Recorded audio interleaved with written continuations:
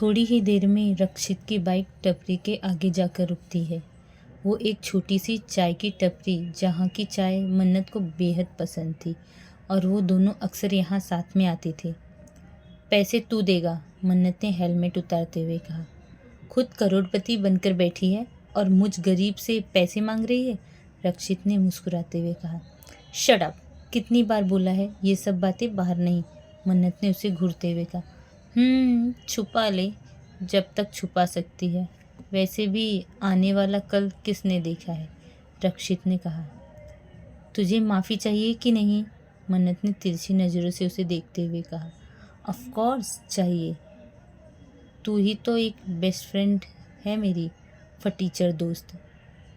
अगर तूने छोड़ दिया तो मैं तेरी जैसी प्यारी फटीचर बंदरिया और कहाँ ढूंढूंगा, रक्षित ने बड़े ही अफसोस के साथ अपने हाथ को अपने सिर पर मारते हुए कहा। लगता है आंटी को तेरे लास्ट सेमेस्टर का मार्क्स बताना ही पड़ेगा, बेचारी कब से पूछ रही है। लगता है आज वो शुभ घड़ी आ ही गई है, मन्नत ने एविल स्माइल करते हुए कहा। वही उसकी बात सुन रक्षित की तो मानो जान ही सूख गई थी। मन्नू प्लीज़ यार, रक्षित ने हड़बड़ाते हुए कहा। कौन मन्नू, मैं तो बंदरिया थी ना, और हाँ फटीचर भी, मन्नत ने हाथ बांधते हुए कहा। अरे कौन बंदरिया, जिसने भी तुझे बंदरिया कहा है ना, वो तो खुद एक नंबर का फटीचर है। तू तो मेरी प्यारी सी, क्यूट सी, मासूम सी, संस्कारी सी मन्नू है, बोलते हुए रक्षित लगातार उसे मक्खन लगा रहा था। बस बस, आज के लिए इतनी बटरिंग काफ़ी है, 10-20 किलो तो बढ़ ही गया होगा मेरा वजन, बोलते हुए मन्नत अपने छोटे से पेट को अपने हाथों में भर लेती है। उसने आज लाइट ग्रीन कलर का क्रॉप टॉप पहना और वाइट कलर का प्लाजो पहना था, जिसमें वो काफ़ी क्यूट लग रही थी। अचानक ही मन्नत के पेट से आवाज़ आती है, जिसे सुन रक्षित, लो अब तो पेट के घोड़ों ने भी हलचल शुरू कर दी है, चल कैफ़े चलते हैं ना, यही पास में है। रक्षित ने उसके सूख चुके चेहरे को देखते हुए कहा, जिस पर थकान साफ नज़र आ रही थी। चाय की टपरी पर आकर मन्नत कोठारी चाय न पिए, ये तो हो ही नहीं सकता। पहले चाय, उसके बाद कुछ और। मन्नत के कहने पर रक्षित भी मान जाता है और ठीक है तू यही रुक, मैं चाय लेकर आता हूँ दोनों के लिए, कहकर वो चाय की टपरी की तरफ बढ़ने लगता है। पर अचानक ही वहाँ एक जोर की आवाज़ के साथ ब्लास्ट होता है और इतनी तेज़ धमाका देख मन्नत अपनी आंखें अपने हाथों से ढक लेती है। करीब 5 मिनट तक मन्नत कुछ सोचने समझने की हालत में नहीं थी। अगले ही पल वो झटके से अपना हाथ हटाकर खड़ी होती है। वो छोटी सी चाय की टपरी अब एक काले राख के ढेर में तब्दील हो चुकी थी। ये देख मन्नत की आंखों में आंसू भर आते हैं, पर तभी उसे रक्षित का ख्याल आता है, जो कि फ़िलहाल कहीं भी नज़र नहीं आ रहा था।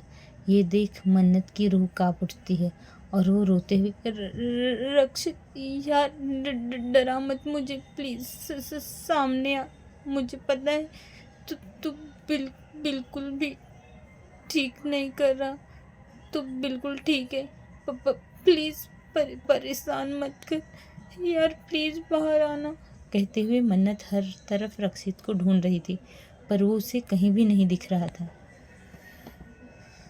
अचानक ही एक बार फिर मन्नत का फ़ोन बज उठता है, जिस पर किसी अननोन नंबर से कॉल आ रहा था। पर मन्नत बिना कुछ भी सोचे, बिना ध्यान दिए कॉल आंसर करते हेलो बोलते हुए मन्नत अब भी रो रही थी कि अचानक ही उसे सामने से किसी की चीखने की आवाज़ सुनाई देती है, जिसे सुनते ही मन्नत का दिल दहल जाता है, क्योंकि ये चीख रक्षित की थी। तुझे क्या हुआ, तू चिल्लाया क्यों, मन्नत ने जल्दी से कहा। जितने आंसू तुम्हारी आंखों से बहेंगे, उतनी ही चीखें तुम्हारे इस सो कॉल्ड फ्रेंड की निकलेगी। That's why wife fast tear now little one. ये सुनते ही मन्नत को एक जोर का झटका लगा। उसे उम्मीद नहीं थी कि अभिमान ऐसा कुछ कर सकता है।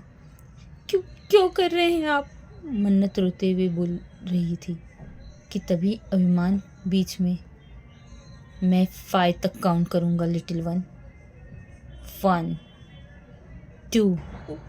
उसकी गलती नहीं है इसमें, मन्नत अभी भी रो रही थी, चाहकर भी उससे अपने आंसू कंट्रोल नहीं हो पा रहे थे। 4 5। अभिमान का इतना कहना ही था कि तभी मन्नत जल्दी से मैं शांत हो गई हूँ। ये सुनते ही अभिमान के फेस पर डेविल स्माइल आ जाती है। 10 कदम आगे बढ़ो लिटिल वन, मैं तुम्हारा इंतज़ार कर रहा हूँ। इतना कहकर अभिमान ने फ़ोन कट कर दिया और मन्नत अपने आप को कंट्रोल करते हुए अभिमान की तरफ बढ़ने लगती है, जो कि इस वक्त अपनी पीठ अपनी कार से टिकाए आराम से सिगरेट की कस लेते हुए खड़ा था। 10वां कदम बढ़ाते ही मन्नत बिल्कुल अभिमान के पास खड़ी हुई थी। तो तुम आ गई, बोलते हुए अभिमान ने अपनी नज़रें मन्नत की तरफ घुमाई। आपने मजबूर किया मुझे, मन्नत ने उससे घूरते हुए कहा। हाँ किया मैंने लिटिल वन, क्योंकि तुम मुझसे मिल नहीं रही थी। सुबह से मैं देख रहा हूँ, पर तुम उस लड़के के साथ आराम से घूम रही थी, बोलते हुए अभिमान की आवाज़ में गुस्सा और जेलस दोनों एक साथ थे। मैं तुम्हें सुबह से देखना चाहता था, प्यार से समझाने की कोशिश की थी मैंने, पर तुम तो ठहरी ढीठ, इसलिए मैंने ये रास्ता अपनाया और तुम्हें अपने पास बुला लिया, कहते हुए अभिमान मन्नत की कमर से पकड़कर बिल्कुल अपने आप से सटा लेता है। ये बहुत गलत है, मन्नत ने धीरे से कहा। जो गलत रास्ता तुम्हें मेरे करीब ले आए, उस गलत रास्ते पर मैं बिना रुके सातों जन्म चलना पसंद करूँगा, बोलते हुए अभिमान की आवाज़ में जो कशिश थी उसमें मन्नत का दिल धड़क उठा। भले ही फिर चाहे वो रास्ता किसी की मौत से होकर गुजरता हो, मन्नत ने अनायास ही पूछ लिया। तो अभिमान ने बिना एक भी पल रुके, बेशक बेशर्त वो शख्स तुम ना हो, क्योंकि तुम्हारी आंखों का एक कतरा आंसू मेरा दिल चीर कर रख देता है। तुम पर तो मैं किसी की नज़रें तक बर्दाश्त नहीं कर सकता, खरूज तो दूर की बात है, कहते हुए अभिमान ने उसका चेहरा अपने हाथों में थाम लिया और उसके लबों को अपने लबों से छू लिया। आज का चैप्टर कैसा लगा प्लीज़ कमेंट्स करके बताइएगा, और जो मेरे चैनल पे नए हैं वो सब्सक्राइब कर दीजिए ताकि आपको आगे का अपडेट मिलता रहे। लाइक कीजिए, शेयर कीजिए और कमेंट्स करना मत भूलिएगा। Thank you very much.